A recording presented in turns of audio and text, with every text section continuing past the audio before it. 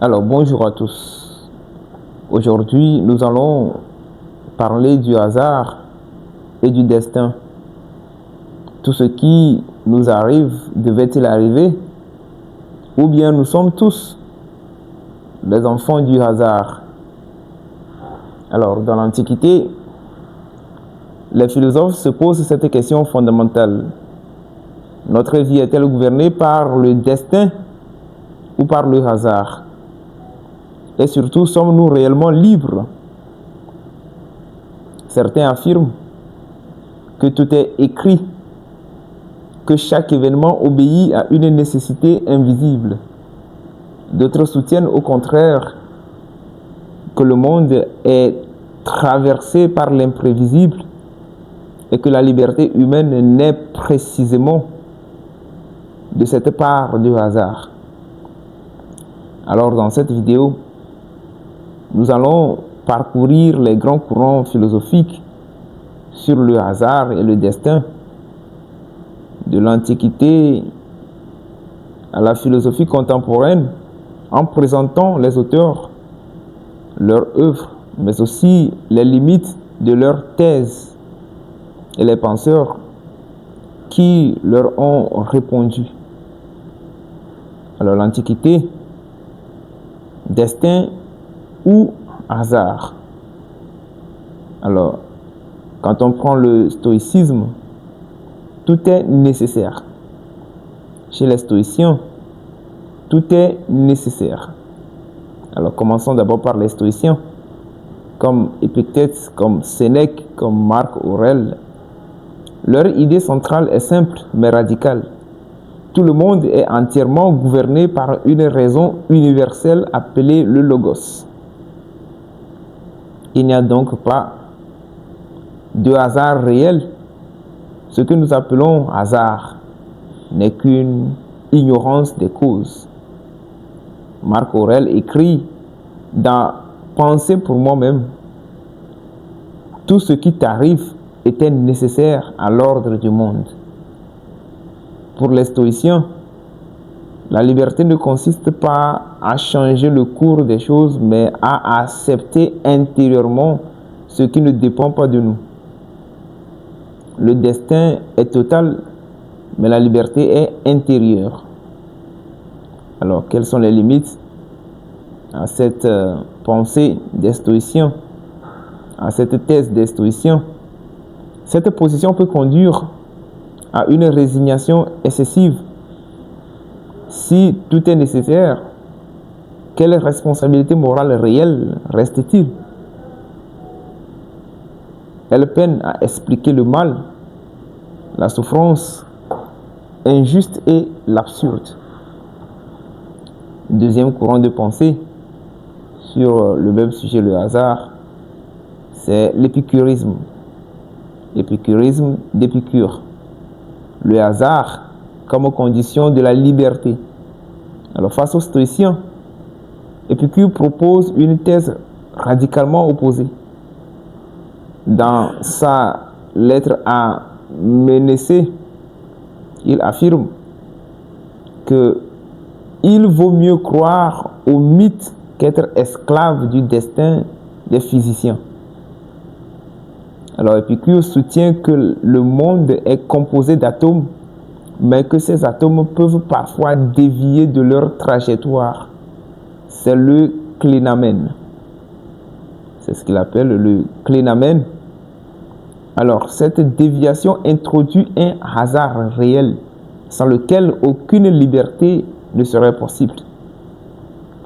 Les limites de la pensée épicurienne sur le hasard, ou encore sur l'opposition face aux stoïciens, c'est que le clinamen reste difficile à prouver philosophiquement. Trop de hasard peut menacer la cohérence morale. Si tout est aléatoire, pourquoi être responsable? Déjà, l'Antiquité pose des termes du débat: nécessité totale ou hasard libérateur. Maintenant, quand on vient avec le christianisme, Les chrétiens parleront de la providence et le libre arbitre. Avec le christianisme, le problème change de forme. Précisément, Saint Augustin, dans la cité de Dieu et du libre arbitre, Augustin affirme que Dieu gouverne le monde par sa providence. Mais l'homme conserve une liberté morale.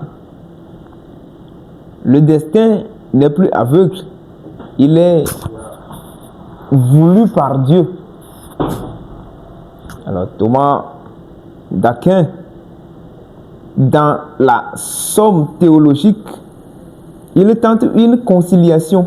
Dieu connaît tout, mais ne contraint pas directement la volonté humaine. Alors, les limites de la pensée chrétienne sur le sujet du hasard, c'est que si Dieu sait tout à l'avance, sommes-nous vraiment libres? Le paradoxe de l'omniscience divine demeure insoluble. Certains philosophes ultérieurs verront ici un déterminisme masqué. Alors, qu'en est-il de la modernité et le triomphe du déterminisme? Chez Spinoza, la liberté est une illusion. Dans l'éthique, Spinoza affirme que les hommes se croient libres parce qu'ils ignorent les causes qui les déterminent. Pour lui, tout obéit à une nécessité absolue. Le hasard n'existe pas. La liberté consiste à comprendre cette nécessité. Alors, quelles sont les limites de cette courant, bien de cette pensée? La liberté devient purement intellectuelle. L'expérience vécue du choix semble nier. Alors, Leibniz disait que le meilleur des mondes possibles. Dans la Théodicée, Leibniz soutient que Dieu a choisi le meilleur monde possible. Ce que nous appelons hasard est simplement ignorance. Alors, quand on vient aux limites de la conception Leibniz, on voit que la vision trop harmonieuse du monde est très développée chez Leibniz, difficile à concilier avec le mal et l'absurde. Maintenant, qu'est-ce que va dire Kant? Pour Kant, sauver la liberté morale, quand il s'agit du sujet du hasard ou du destin, il faut sauver la liberté morale. Kant, dans la critique de la raison pure, propose une solution célèbre quand il distingue le monde des phénomènes déterminés et le monde nouménal, c'est-à-dire le monde libre. La noumène. La liberté n'est pas observable, mais nécessaire à la morale. Alors, quelles sont les insuffisances dont souffre cette pensée? Il y a d'abord le dualisme difficile à comprendre. Liberté réelle, mais inaccessible à l'expérience. Alors, on aboutit donc à un siècle de crise de destin dans le monde comme volonté et représentation. L'homme est dominé par une volonté aveugle. La liberté est largement illusoire. Alors, chez Nietzsche, renverser le destin. Nietzsche propose qu'il faut renverser le destin. Nietzsche critique violemment le fatalisme. Dans Ainsi parlait Zarathustra, il refuse la résignation stoïcienne. Il appelle à créer son propre destin. Deviens ce que tu es. le hasard existe, mais le sens est à inventer. Alors, pour les limites apportées à Nietzsche, il faut marquer qu'il manque parfois de structure systématique. Il y a aussi un risque élevé d'individualisme excessif. Alors la science moderne nous apprendra par Einstein que Dieu ne joue pas au dé, mais la physique quantique introduit le hasard, un hasard objectif au cœur de la nature. Le déterminisme strict vacille donc. Alors la philosophie contemporaine, comme l'existentialisme sartrien, dans l'être et le néant, selon Sartre, l'homme est condamné à être libre. Le monde est contingent. Le hasard n'excuse rien. Nous sommes responsables de tout ce que nous faisons. Alors, si nous sommes responsables de tout ce que nous faisons, quelles en sont donc les limites de cette conception? Sartre minimise parfois les contraintes sociales et psychologiques. Alors, le compatibilisme de Dennett. La liberté, donc compatible avec la causalité. Pas besoin du hasard absolu pour être libre. Limite, liberté redéfinie, au point de perdre sa force intuitive.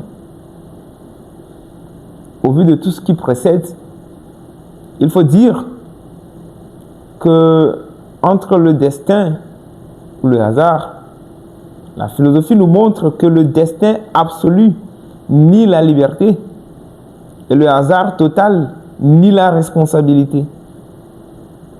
Entre les deux, chaque époque tente à équilibrer. Peut-être que la vraie question n'est pas sommes-nous libres ou déterminés, mais plutôt que faisons-nous de ce qui nous arrive?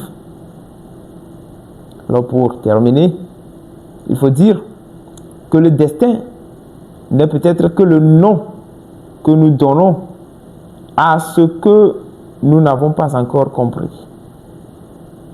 Le destin n'est peut-être que le nom que nous donnons à ce que nous n'avons pas compris. Je vous remercie.